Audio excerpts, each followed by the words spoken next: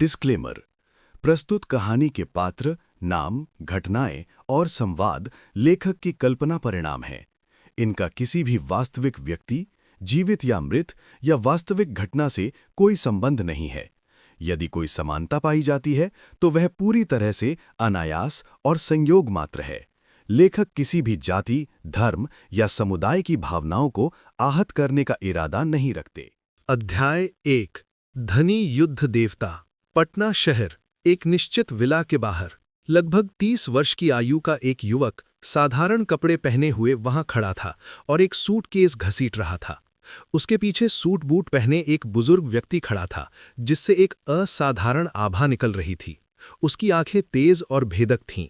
पहली नजर में ही पता चल जाता था कि उसे अच्छी तरह से प्रशिक्षित किया गया था। गुरुजी, क्या आप सचमुच ऐसा करना चाहते हैं? बूढ़े व्यक्ति ने अपने सामने खड़े व्यक्ति से पूछा। अंकल राव, आप मुझे विक्रम सिंह कहकर बुलाइए, उस व्यक्ति ने मुस्कुराते हुए कहा।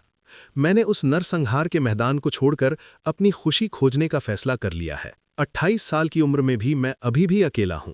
क्या तुम उसे ढूंढने जा रहे हो? वो लड़की जिसने उस समय तुम्हारे लिए गोली खाई थी। लेकिन अब उसका जीवन आसान नहीं है। मैंने सुना है कि उसे दिल की गंभीर बीमारी है। सर्जरी के लिए उसे बड़ी रकम की जरूरत है। फिर भी उसका परिवार अपनी संपत्ति को लेकर चल रही लड़ाई में उसे बचाने की योजना नहीं बना रहा है। मैंने दस्तावेजों में सारी जानकारी लिख दी है। जाने से पहले एक बार ध्यान से पढ़ लेना, अंकल राव ने कहा। विक्रम सिंह ने सिर हिलाते हुए कहा, आप अभी इस विला में रह सकते हैं अंकल राव। मैं शायद लंबे समय तक वापस ना आऊं। अलविदा। उसने हाथ हिलाया और सूटकेस घसीटते हुए चला गया। कुछ देर चलने के बाद विक्रम सिंह अचानक रुक गया। काले सूट पहने पुरुषों के एक समूह ने उसका रास्ता रोक दिया। सभी ने धूप का चश्मा पहन रखा था और उनके चेहरे बेहद गंभीर थे।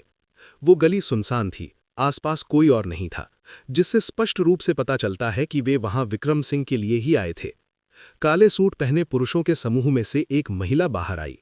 वो स्वभाव से ही खूबसूरत थी, एक ऐसी मोहक शख्सियत जिसे देखकर कोई भी पुरुष उसकी प्रशंसा किए बिना नहीं रह जाता। फिर भी उनका व्यवहार असाधारण रूप से नेक था, जो स्पष्ट रूप से उन्हें एक साधारण व्यक्ति से अलग दर्शाता था। विक्रम सिंह, क्या तुम मुझे एक और मौका नहीं दे सकते? इतनी उच्च कुल की और सुंदर महिला ने विक्रम सिंह से कोमल और विनम्र स्वर में बात की। राजधानी के ये परिवार की उत्तराधिकारी ऐश्वर्या राय हमेशा खुद को एक रानी की तरह दूसरों से श्रेष्ठ मानती थीं। कोई भी उसका अपमान करने की हिम्मत नहीं करेगा। लेकिन आज विक्रम सिंह के चेहरे पर गहरी घृणा के भाव दिखाई दे रहे थे। ऐश्वर्या राय, 10 साल पहले तुमने अपनी सगाई तोड़ने के लिए अपने परिवार के विशेषज्ञों को मेरे घर लाई थी। आपने मेरे पिता को इतना क्रोधित कर दिया कि उन्हें अस्पताल में भर्ती कराना पड़ा, और फिर भी आज तुम मुझे ढूंढने आए हो। विक्रम सिंह की आंखों में गहरी अवमानना झलक रही थी। क्या तुम मेरी ताकत देख रहे हो, मेरी संपत्ति, या फिर ये मेरी शक्ति है? अगर बाहरी लोग किसी को ये परिवार की उत्तराधिकारी से इस तरह बात करते हुए देखते तो वे निश्चित रूप से उसे पागल समझते। राजधानी के प्रतिष्ठित ये परिवार को क्या किसी दूसरे की दौलत या सत्ता की परवाह होगी? क्या यह हास्यास्पद है? लेकिन ऐश्वर्या राय ऐसा सोचने की हिम्मत नहीं कर सकी। उससे पहले वाले व्यक्ति ने 10 वर्षों में एक अविश्वसनीय व्यापारिक साम्राज्य का निर्माण किया था। वो एक भयावह शक्ति भी था, जो युद्ध देवताओं की सूची में शीर्ष 3 में शुमार था। उसकी ताकत अलौकिक थी, उसका धन आकाश तक पहुंचता था। विक्रम सिंह, मैं उस समय गलत था। मैं इसकी भरपाई जरूर करूंगा, ऐश्वर्या राय ने दुखी होकर कही। मुझे कभी नहीं सोचा था कि उस समय चीजें इस तरह से घटित होंगी। भारा में जाओ, विक्रम सिंह घृणा से दहाड़ते हुए बोला। मुझे डर है कि मैं अपनी भावनाओं पर काबू नहीं पा पाऊंगा और शायद तुम्हें मार डालूंगा। अब से कभी मेरे सामने मत आना, वरना मैं ये परिवार के हर उस सदस्य को मार डालूंगा जिसे मैं देखूंगा। कितना घमंड है, तुम तो हद से ज्यादा अभिमानी हो। हमारी मिस पहले ही आपके सामने इतना नीचा दिखा चुकी हैं। तुम्हारी हिम्मत कैसे हुई उसे चले जाने के लिए कहने की?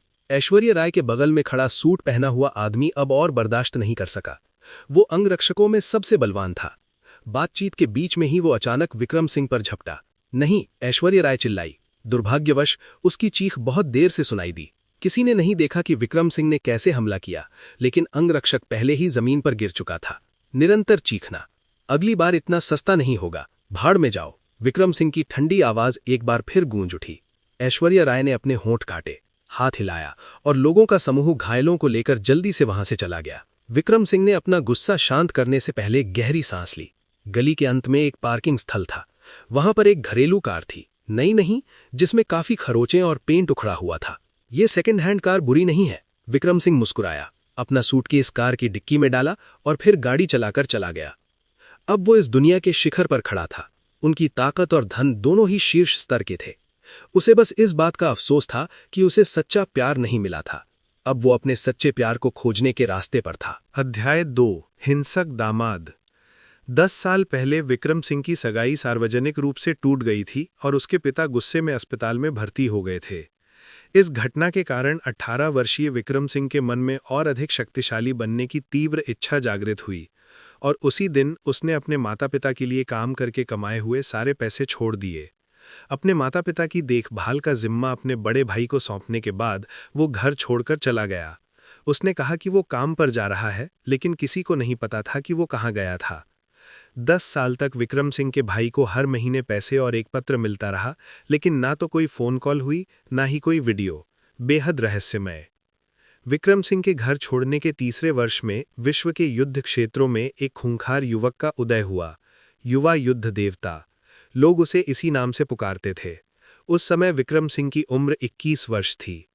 अब विक्रम सिंह लौट आया था और उसके 10 साल के करियर ने उसे न केवल एक दुर्जेय युद्ध देवता बना दिया था जो पूरी दुनिया को भयभीत करता था, लेकिन इसके साथ ही एक भयावह व्यावसायिक साम्राज्य भी था जो पूरी दुनिया में फैला हुआ था। बहुत कम लोगों को उनकी असली पहचान पता थी, क्योंकि विक्रम सिंह हमेशा से ही गुमनाम रहना पसंद करता था। हालांकि शर्मा परिवार आखिरकार एक प्रमुख वंश था जिसके पास सूचना के अच्छे चैनल थे। अपने माता पिता के प्रति सम्मान दिखाने और अपने बड़े भाई के लौटने पर उसका समर्थन करने की इच्छा के अलावा विक्रम सिंह की एक और इच्छा थी जिसे वो पूरा करना चाहता था। उसका उद्देश्य अपनी खुशी खोजना था। उन्हें आज भी वो पहला मौका याद है जब वे युद्ध के मैदान में गए थे और एक गोली ने लगभग उनकी जान ले ली थी। वो लड़की उनसे 8 साल छोटी थी जिसने मूर्खतापूर्वक उसके लिए गोली खा ली। वो आज भी उस दृढ़ निश्चयी नन्हे चेहरे को नहीं भूल पाए हैं। वो कई वर्षों से उस छोटी लड़की की तलाश कर रहा था और हाल ही में आखिरकार उसे वो मिल गई। प्रिया शर्मा अनियमित दिल की धड़कन के साथ बिस्तर पर लेटी हुई थी। उसके चेहरे की पीली रंगत देखकर उसकी मां लता मिश्रा का दिल टूट रहा था। लता मिश्रा के पति की 1 साल पहले कार दुर्घटना में मृत्यु हो गई थी। अब केवल विधवा और अनाथ ही एक दूसरे पर निर्भर रह गए थे। उन्हें पहले दादाजी शर्मा का समर्थन प्राप्त था और कोई भी उन्हें धमकाने की हिम्मत नहीं करता था, लेकिन हाल ही में अल्जाइमर रोग के कारण दादाजी शर्मा भी मंदबुद्धि और मूर्ख हो गए थे। माँ और बेटी को किसी भी तरह का सहारा नहीं था और इस तरह उनके दिन कष्टदायी हो गए, क्योंकि प्रिया शर्मा की बीमारी का इलाज हार्ट बाईपास सर्जरी से ही संभव था। इसके अलावा पटना शहर में इस क्षेत्र के सबसे उत्कृष्ट विशेषज्ञ मौजूद थे। सर्जरी के सफल होने की संभावना बहुत अधिक थी, लेकिन समस्या ये थी कि माँ बेटी का बैंक अकाउंट लॉक था जिसमें दैनिक खर्चों के लिए केवल थोड़ी सी राशि ही उपलब्ध थी। ऐसा प्रतीत होता था कि शर्मा परिवार प्रिया शर्मा की मृत्यु का इंतजार कर रहा था। आखिरकार लता मिश्रा को विरासत में कोई अधिकार नहीं था। फिर भी शर्मा परिवार संतुष्ट नहीं था। वे तो प्रिया शर्मा के हाथों में मौजूद शेयरों को भी छीनना चाहते थे। इसलिए उन्होंने इतना घिनौना विचार सोचा। उन्होंने किसी को प्रिया शर्मा के लिए एक ऐसा पति ढूंढने के लिए कहा जो अपने हिंसक स्वभाव और प्रवृत्ति के लिए जाना जाता हो। ये स्पष्ट था कि वे प्रिया शर्मा की मृत्यु को जल्द से जल्द अंजाम देना चाहते थे। माँ, खुद को दोष मत दो। प्रिया शर्मा जानती थी कि उसकी माँ उसके लिए बहुत दुखी है, लेकिन उसे भी अपनी माँ के लिए बहुत दुख हो रहा था। तुम्हें उस व्यक्ति को नहीं बचाना चाहिए था। ये सब तुम्हारी युवानी और एक मूर्खतापूर्ण गलती की वजह से है जिसके कारण तुम्हें ये बीमारी हुई है, लता मिश्रा ने आह भरी। माँ, मुझे इसका कभी पछतावा नहीं हुआ, हालांकि मैं बहुत डरी हुई थी। मैंने एक जान बचाई और अब भी मुझे कोई पछतावा नहीं है। इसके अलावा उस गोली चलने की आवाज़ से मेरी बीमारी का कोई लेना देना नहीं है। प्रिया शर्मा ने अपना सिर हिलाया। अच्छे लोगों को अच्छा इनाम नहीं मिलता। ये दुनिया देर सवेर बर्बाद हो जाएगी। लता मिश्रा सचमुच बहुत गुस्से में थी, लेकिन वो केवल असहाय होकर दुनिया के बारे में शिकायत कर सकती थी। कुछ देर बाद ऐसा लगा कि शादी का भोज समाप्त हो गया। दरवाज़ा धक्का देकर खोला गया। रोहन शर्मा एक आदमी के साथ अंदर आया। हा, भाभी जी, ये प्रिया शर्मा के पति हैं। क्या ये एक सभ्य सज्जन नहीं लगते हैं? लता मिश्रा ने उस आदमी पर एक नज़र डाली। उनका रूप रंग अच्छा था, वे वाकई बहुत मर्दाना दिखते थे। दुर्भाग्य से वो अस्त व्यस्त था। उसके कपड़े और पहनावा बहुत ही अनौपचारिक था। इससे भी ज्यादा महत्वपूर्ण बात यह थी कि उसके मुंह से शराब की बदबू आ रही थी। ये व्यक्ति विक्रम सिंह था। लता मिश्रा ने उसकी हिंसक प्रवृत्ति के बारे में सोचा और खुद को अपनी बेटी की रक्षा करने से रोक नहीं सकी। उनके आने वाले दिन कैसे गुजरेंगे? अध्याय 3। अस्पताल जा रहे हैं, क्या आपके पास पैसे हैं? रोहन शर्मा की बातें सुनकर लता मिश्रा सचमुच क्रोधित हो गई, लेकिन वो जानती थी कि वो इसे केवल सहन ही कर सकती है। अब जबकि प्रिया शर्मा को आराम की जरूरत थी, अगर उन्होंने रोहन शर्मा को पूरी तरह से नाराज कर दिया तो हो सकता है कि उसे और उसकी बेटी को आज रात सड़कों पर सोना पड़े। जब उसने इस बारे में सोचा तो उसे वाकई हंसी आ गई। उन्होंने अमेरिका के सर्वश्रेष्ठ विश्वविद्यालय से MBA की पढ़ाई की थी और उनकी मुलाकात अजय शर्मा से वॉल स्ट्रीट पर हुई थी। दोनों को प्यार हो गया और उन्होंने मिलकर अपनी खुद की कंपनी शुरू की। लेकिन फिर वो बूढ़े दादाजी बीमार पड़ गए और उनके पास अपनी लगातार बढ़ती हुई कंपनी को बेचने और यहाँ वापस लौटने के अलावा कोई विकल्प नहीं बचा था। उनकी कार्यकुशलता निर्विवाद थी और उस बूढ़े व्यक्ति ने तो बार बार ये भी कहा था कि वो पारिवारिक व्यवसाय अजय शर्मा को सौंपना चाहता है। शायद इसी वजह से अजय शर्मा पर विपत्ति आई थी। अब व्यापार जगत की उस प्रतिभाशाली महिला के पास अपनी बेटी की खातिर दूसरों पर निर्भर रहने के अलावा कोई विकल्प नहीं बचा था। उनकी बेटी प्रिया शर्मा की बात करें तो हालांकि वो केवल 20 वर्ष की थी, लेकिन उसने पहले ही दिल्ली यूनिवर्सिटी से स्नातक की उपाधि प्राप्त कर ली थी। वो देश का शीर्ष विश्वविद्यालय था, लेकिन इस बीमारी के कारण उन्हें अनिच्छा से विदेश में पढ़ाई करने की अपनी योजना को छोड़ना पड़ा। जीवन को बचाया नहीं जा सका तो शिक्षा का क्या लाभ? इन सब बातों को सोचकर लता मिश्रा का गुस्सा और भी बढ़ गया। उसने विक्रम सिंह की ओर बड़ी घृणा से देखा। हालांकि वो जानती थी कि वो सिर्फ एक मूर्ख था जिसे बलि का बकरा बनाया गया था, लेकिन वो अब भी गुस्से में थी। रोहन शर्मा ने ये सब देखा और मन ही मन उपहास किया। गुस्सा होना जायज था, यही तो वो चाहता था। उन्होंने मुस्कुराते हुए कहा, आपका परिवार आपस में बातचीत कर ले, मैं आपको परेशान नहीं करूंगा। इतना कहकर वो मुड़ा और चला गया, यहाँ तक कि उसने अपने पीछे दरवाज़ा भी बंद कर दिया। लता मिश्रा विक्रम सिंह पर अपना गुस्सा निकालना चाहती थी, लेकिन अंत में वो केवल बेबस होकर रो सकती थी। प्रिया शर्मा ने अपनी माँ की पीठ पर धीरे से थपथपाते हुए कहा, माँ रो मत, हम दूसरों को हम पर हंसने नहीं दे सकते। प्रिया के चले जाने के बाद भी आपको अच्छी तरह से जीना होगा। माँ और बेटी को देखकर विक्रम सिंह के दिल में एक अवर्णनीय अनुभूति हुई। ये उसी की गलती थी कि उसके जीवन रक्षक को इस तरह कष्ट सहना पड़ रहा था। वो लड़की बड़ी हो गई थी और खूबसूरत भी हो गई थी, फिर भी वो पहले की तरह ही दयालु और सहानुभूतिपूर्ण थी। वो खुद भी मौत के करीब थी, लेकिन फिर भी अपनी माँ को सांत्वना दे रही थी। विक्रम सिंह ने गहरी सांस ली और अचानक प्रिया शर्मा को बिस्तर से उठाकर अपनी पीठ पर लाद लिया। आप क्या कर रहे हो? लता मिश्रा घबरा गई और बोली, भले ही आप शादीशुदा हैं, लेकिन हमने इस पर सहमति नहीं दी है। सावधान रहें वरना मैं पुलिस को बुला लूंगी। अस्पताल के लिए, विक्रम सिंह ने कहा। अस्पताल जाने का क्या फायदा? उसकी सर्जरी में कम से कम 10 लाख रुपए का खर्च आएगा। अगर हमें शर्मा परिवार का समर्थन नहीं मिला तो अस्पताल जाना बेकार होगा।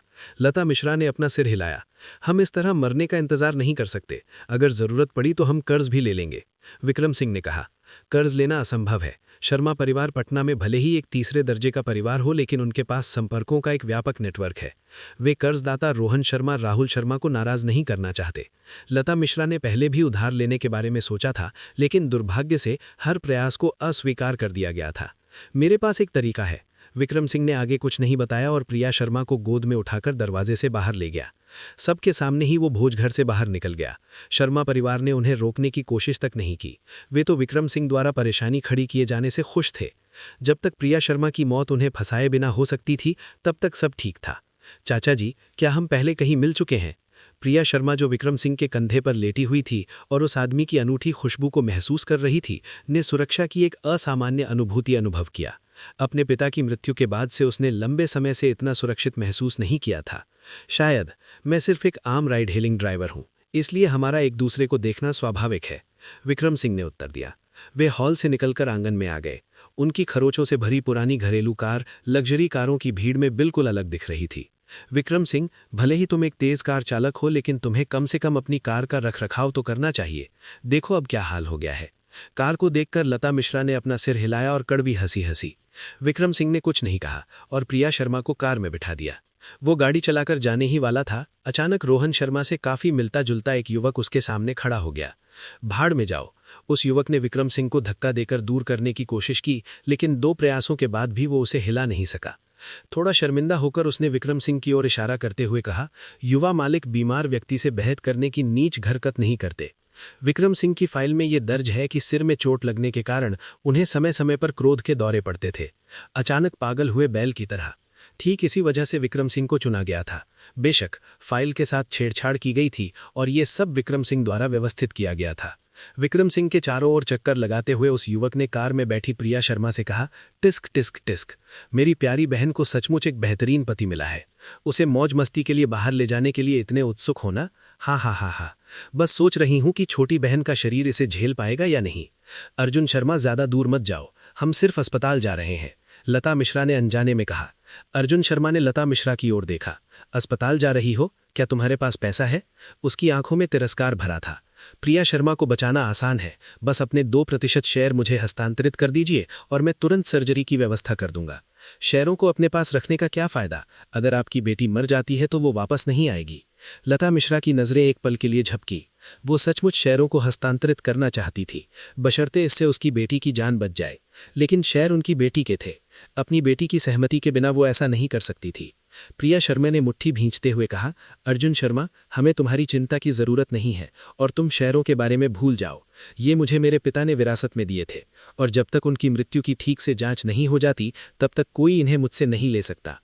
अर्जुन शर्मा का चेहरा गुस्से से लाल हो गया। मैं तुम्हें बहन कहकर तुम्हारी इज्जत छीन रहा हूं। किसी टोस्ट को मना न करो, वरना तुम्हें दंड के तौर पर कुछ पीना पड़ेगा, अन्यथा एक दिन तुम शर्मा परिवार के वंशज नहीं रहोगे। वो प्रिया शर्मा को धमकी दे रहा था। शर्मा परिवार की शक्ति के साथ पैतृकता परीक्षण को फर्जी साबित करना बहुत आसान था। बात सिर्फ इतनी थी कि आवश्यक परेशानी से बचने के लिए उन्होंने फिलहाल ऐसा नहीं किया था। अर्जुन शर्मा, तुम हद से ज्यादा जा रहे हो। क्या आप लोगों में जरा भी भावना नहीं है? अगर मैंने इससे पहले 3 बार परिवार के लिए लड़ाई न की होती तो शर्मा परिवार की संपत्ति अब तक हड़प ली जा चुकी होती। अगर आप हमें यहां से भगाना भी चाहते हैं तो भी आपको इतना निर्दयी नहीं होना चाहिए। लता मिश्रा गुस्से से कांप रही थी। भावना, बिल्कुल हमारे पास है। क्या हमने प्रिया शर्मा के लिए एक बेहतरीन पति नहीं पाया है? अर्जुन शर्मा हंस पड़ा। उसने जानबूझकर उत्कृष्ट शब्द पर जोर दिया। वो प्रोफाइल वाकई बहुत उत्कृष्ट थी। 28 साल का विक्रम सिंह एक असफल व्यक्ति था, एक तेज सपाट कार चालक जो रोजाना शराब पीने के खर्च को भी पूरा करने के लिए पर्याप्त पैसा नहीं कमा पाता था। मारपीट के कारण भी वो कई बार जेल जा चुका था। ऐसा हारा हुआ इंसान वाकई शानदार।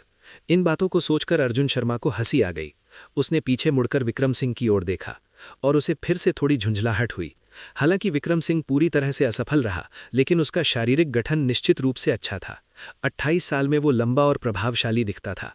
अस्त व्यस्त दिखने के बावजूद उसका शरीर अब भी विशाल और राजसी था। 1 मीटर 85 सेंटीमीटर की ऊंचाई का, जो उससे पूरे एक सिर लंबा था। उसे विक्रम सिंह को देखने के लिए अपनी गर्दन भी ऊपर उठानी पड़ी। इतने अच्छे आनुवंशिक गुण आप पर व्यर्थ ही बर्बाद हो गए। वो बीमार कुत्ता तुम्हें बच्चा नहीं दे सकता। गालियां बड़बड़ाते हुए अर्जुन शर्मा मुड़ गया। अध्याय 4, कमजोरों की रक्षा। यहां से दफा हो जाओ। लता मिश्रा को सबसे ज्यादा बुरा तब लगता था जब लोग कहते थे कि उसकी बेटी एक बीमार बच्ची है। ये एक इलाज योग्य बीमारी थी, फिर भी पैसे की कमी और परिवार की निर्दयता के कारण ये लंबी खिंचती जा रही थी। यही उसका सबसे बड़ा दर्द था। अरे, यहां से तो तुम्हें और तुम्हारी बेटी को निकलना चाहिए, अर्जुन शर्मा ने उपहास करते हुए कहा। लेकिन भागने की कोशिश करना बेकार है। यदि आप जाना चाहते हैं तो आपको अपने शहर यहीं छोड़ने होंगे, अन्यथा आप पटना शहर से बच नहीं पाएंगे। अगर तुम पकड़े गए तो मेरे आदमी पीछे नहीं हटेंगे। अगर वे तुम्हारे पैर तोड़ दें तो रोना मत। तुम्हें और तुम्हारे पिता को तुम्हारे कर्मों का फल अवश्य मिलेगा, लता मिश्रा ने गुस्से से कहा। थप्पड़। अर्जुन शर्मा ने लता मिश्रा के चेहरे पर एक जोरदार थप्पड़ मारा, जिससे चेहरे पर एक गहरा लाल निशान पड़ गया। अरे नीच प्राणी, हमें श्राप देने की हिम्मत कैसे करते हो? क्या तुम्हें लगता है कि तुम्हारे चाचा अभी भी जीवित हैं? अर्जुन शर्मा, तुमने मेरी मां को मारने की हिम्मत कैसे की? मैं तुमसे जान की बाजी लगाकर लड़ूंगा।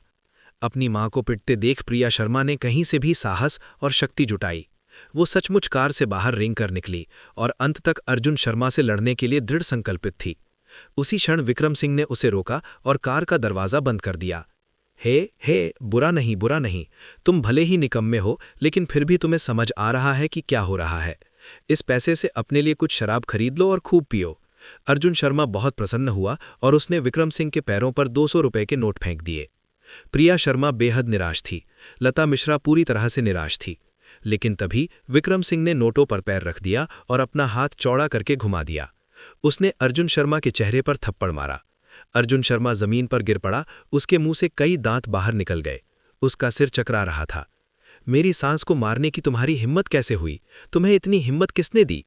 उस क्षण लता मिश्रा स्तब्ध रह गई। प्रिया शर्मा भी स्तब्ध रह गई। अर्जुन शर्मा पूरी तरह से हैरान रह गया। कुछ देर बाद उसके सिर में हो रही भनभनाहट धीरे धीरे कम हो गई, लेकिन उसे अभी भी चक्कर आ रहे थे। तुम पागल हो, उसे मारने की हिम्मत भी मत करना। हालांकि लता मिश्रा ने ये कहा, लेकिन उनके चेहरे पर खुशी साफ झलक रही थी। विक्रम सिंह ने वास्तव में अर्जुन शर्मा का सामना करने की हिम्मत दिखाई। ये उसके लिए पूरी तरह से अप्रत्याशित था। प्रिया मेरी पत्नी है और तुम मेरे लिए दूसरी मां के समान हो। उसे तुम्हें नहीं मारना चाहिए था, बिल्कुल नहीं, विक्रम सिंह ने ठंडे स्वर में कहा। लेकिन वो तो रोहन शर्मा का बेटा है, शर्मा परिवार का भावी उत्तराधिकारी, लता मिश्रा ने बिना कहे नहीं कहा। तो इसके बारे में क्या? विक्रम सिंह उदासीन बना रहा। कार के अंदर ही प्रिया शर्मा रोने लगी थी। उसके पिता की मृत्यु के बाद से किसी भी पुरुष ने इस तरह उसकी और उसकी मां की रक्षा नहीं की थी। उसके कार्यों से प्रभावित होकर उसे भय की एक लहर भी महसूस हुई। अर्जुन शर्मा के प्रतिशोध स्वभाव को जानते हुए वो निश्चित रूप से विक्रम सिंह को इस मामले में बख्शने वाला नहीं था। ये मुसीबत थी। तुम्हारी हिम्मत कैसे हुई मुझे मारने की? तुम नीच दामाद, तुम सचमुच मुझे, शर्मा परिवार के वारिस को मारने की हिम्मत करते हो? मैं तुम्हें मार दूंगा। कुछ देर बाद अर्जुन शर्मा को आखिरकार होश आ गया। वो जमीन से उछलकर उठा और पागल कुत्ते की तरह विक्रम सिंह पर झपटा। अपने पूरे जीवन में दादाजी के अलावा किसी ने भी उसे कभी नहीं मारा था, और वो भी उसका दामाद जो उसके साथ ही रहता था। उसने वाकई में कदम उठाने की हिम्मत की। इसे बर्दाश्त नहीं किया जा सकता था। धड़ाम! लेकिन इससे पहले कि अर्जुन शर्मा का मुक्का विक्रम सिंह के चेहरे पर लगता, उसे लात मारकर दूर फेंक दिया गया। जमीन पर सिकुड़कर बैठते हुए उसने अपना पेट पकड़ लिया और दर्द से कराहते हुए लोटपोट होने लगा। आह, बहुत दर्द हो रहा है, मेरी किडनी। अर्जुन शर्मा की हरकतें इतनी तेज थीं कि विक्रम सिंह को पता भी नहीं चला कि लात कैसे मारी गई। उसे पेट में तेज दर्द महसूस हुआ और वो तुरंत जमीन पर गिर पड़ा। वो असहनीय दर्द से कराह उठा। एक मेरी सास है और दूसरी मेरी पत्नी। जो भी उन्हें धमकाने की हिम्मत करेगा मैं उसे पीट दूंगा। विक्रम सिंह ने ठंडे लहजे में एक वाक्य कहा। प्रिया शर्मा और लता मिश्रा को कार में बैठने दिया, कार स्टार्ट की और चला गया। धत तेरी की, धिक्कार है। अर्जुन शर्मा दर्द से कराह उठा। विक्रम सिंह, अगर मुझे याद रहा तो मैं तुम्हें जरूर मार दूंगा, बिल्कुल उस अजय शर्मा वाले आदमी की तरह। उसका चेहरा क्रूरता से विकृत हो गया। पिछले साल हुई कार दुर्घटना उसके पिता के आदेश पर उसी ने रची थी। पारिवारिक विरासत के लिए लड़ने के लिए इससे कोई फर्क नहीं पड़ता था कि वो असली चाचा था या नहीं, वो फिर भी हत्या कर देता। एक दामाद को अपने घर में ही रहने देने की बात तो दूर, वो भी एक निम्न दर्जे का दामाद। कुछ देर तक चीखने चिल्लाने के बाद वो किसी तरह जमीन से उठने में कामयाब हो गया और लड़खड़ाते हुए वापस हॉल में चला गया। उस समय हॉल के अंदर रोहन शर्मा पटना शहर के कई प्रमुख व्यक्तियों के साथ व्यापारिक मामलों पर चर्चा कर रहे थे। तभी अर्जुन शर्मा पागल कुत्ते की तरह भौंकता हुआ अंदर घुस आया और बोला, पिताजी, क्या आप कुछ नहीं करेंगे? आपके बेटे को लगभग पीटा पीटा जा रहा था। रोहन शर्मा ने भौहें चढ़ाईं। ये बेटा सचमुच अपनी पत्नी के लाड प्यार का शिकार था। वो बिल्कुल अविश्वसनीय था। हे, अगर प्रेसिडेंट शर्मा व्यस्त हैं तो हम आपको और परेशान नहीं करेंगे, चलिए किसी और समय बात करते हैं। वो बॉस समझदार थे। वो मुस्कुराए, मुड़े और चले गए। रोहन शर्मा उन्हें दरवाजे तक छोड़ने गया। फिर वो वापस आया और ठंडे स्वर में बोला, क्या ये इतनी महत्वपूर्ण बात है कि आप स्थिति को उसके वास्तविक रूप में नहीं देख सकते? पिताजी, मुझे लगभग पीटा जा रहा था और आप कह रहे हैं कि यह महत्वपूर्ण नहीं है। मेरे पेट में अभी भी दर्द है। मेरे चेहरे पर बने इस हाथ के निशान को देखो, ये मुझे अंदर से मार रहा है। अर्जुन शर्मा ने शिकायत की। किसकी हिम्मत है मेरे बेटे रोहन शर्मा पर हाथ उठाने की? रोहन शर्मा का चेहरा एकदम ठंडा पड़ गया। उस निकम्मे दामाद के अलावा और कौन हो सकता है जिसे तुमने उस प्रिया शर्मा नाम की लड़की के लिए ढूंढा है? अर्जुन शर्मा ने गुस्से में कहा। वो दुष्ट जानवर वाकई में बहुत ताकत रखता था। इसमें कोई आश्चर्य की बात नहीं कि रिकॉर्ड में दर्ज है कि उसने अपनी पूर्व पत्नी को लगभग पीटा पीटा जा रहा था। हा हा हा! अचानक रोहन शर्मा जोर से हंस पड़ा। पिताजी, क्या आपका दिमाग खराब हो गया है? आपका बेटा इस तरह पिट रहा है और आप हंस रहे हैं। अर्जुन शर्मा नाखुश था। तुम बाहर जाकर मुसीबत मोल लेते रहते हो। सबक के तौर पर मार खाना तुम्हारे लिए सही ही है। रोहन शर्मा ने अर्जुन शर्मा को घूरते हुए कहा और आगे बोला, मैं क्यों हंस रहा हूं ये तुम्हें समझ नहीं आ रहा। उसके जैसे हिंसक और पागल व्यक्ति के साथ आपको क्या लगता है कि प्रिया शर्मा और लता मिश्रा कब तक टिक पाएंगे? अरे हाँ, मुझे ये बात पहले क्यों नहीं सूझी। अर्जुन शर्मा एक पल के लिए स्तब्ध रह गया और फिर अत्यधिक प्रसन्न हुआ, लेकिन अपने गाल पर दर्द महसूस करते हुए वो ये कहने से खुद को रोक नहीं सका, उस हिंसक पागल को फिलहाल नजरअंदाज किया जा सकता है, लेकिन क्या हमें उस महिला लता मिश्रा से निपटना नहीं चाहिए? प्रिया शर्मा एक बीमार और निकम्मी औरत है। वो ज्यादा दिन नहीं जिएगी। शायद उस पागल आदमी की पिटाई के बाद उसकी मौत हो जाएगी। रोहन शर्मा ने सिर हिलाते हुए जवाब दिया। तुम्हें क्या पता है? अगर उस महिला से निपटा जा सकता तो क्या तुम्हें लगता है मैं आज तक इंतजार करता? सच कहें तो लता मिश्रा के पास काफी अच्छा संपर्क नेटवर्क है। बॉस चेन के साथ वो प्रोजेक्ट शर्मा कॉरपोरेशन के लिए इस साल का सबसे महत्वपूर्ण सौदा है। अगर हम इसे कायम कर लेते हैं तो हमारा पारिवारिक समुदाय निस्संदेह एक उच्च स्तर पर पहुंच जाएगा। समस्या ये है कि बॉस चेन ने केवल अजय शर्मा और लता मिश्रा से ही बात की। अब जबकि अजय शर्मा जा चुका है तो केवल लता मिश्रा ही इस सौदे को अंतिम रूप दे सकता है। हमें अभी भी उस महिला की जरूरत है। पिताजी, आप उसे जरूरत से ज्यादा क्रेडिट दे रहे हैं। मैं बॉस चेन के भतीजे को जानता हूं। वो मेरे करीबी दोस्तों में से एक है। ये सौदा मुझ पर छोड़ दो। मैं इसे अच्छी तरह से सील करने की गारंटी देता हूं। देखते हैं कौन ये कहने की हिम्मत करेगा कि मैं शर्मा परिवार का सबसे बड़ा पोता अयोग्य है या उस नीच बच्चे से कमतर है। अर्जुन शर्मा ने तिरस्कार पूर्वक कहा। उन्हें सबसे ज्यादा परेशानी इस बात से होती थी कि वो प्रिया शर्मा जितने अच्छे छात्र नहीं थे जिन्होंने देश के सर्वश्रेष्ठ विश्वविद्यालय से ग्रेजुएशन किया था। दूसरी ओर उन्होंने विदेश से एक डिप्लोमा खरीदा था जिसके बारे में सभी जानते थे कि उसकी कोई खास कीमत नहीं थी। इसलिए करियर के लिहाज से उसे ये साबित करना था कि वो प्रिया शर्मा से बेहतर है, यहाँ तक कि लता मिश्रा से भी बेहतर है। अध्याय 5 दिव्य चिकित्सक डॉक्टर अर्जुन। पिताजी, मेरे पेट में इतना तेज दर्द हो रहा है कि मैं इसे सहन नहीं कर सकता। मुझे आंतरिक चोट लग सकती है। हमें अस्पताल जाना होगा।